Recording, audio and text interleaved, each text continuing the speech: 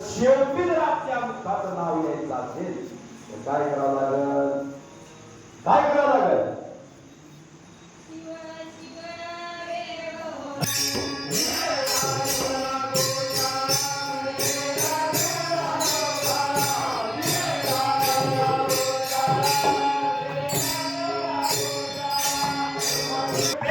त्याच्यावर प्रेम लागलं पाहिजे, शिवाच्या नामावर प्रेम लागलं पाहिजे.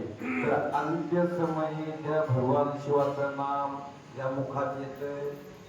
आणि मोक्ष जर कुठं असेल, स्वर्ग जर कुठं असेल, तर शेवटच्या क्षणाला शेवटची विनवणी, शेवटच्या क्षणाला त्या तर आपल्याला मोक्ष नाहीतर मोक्ष नाही हो.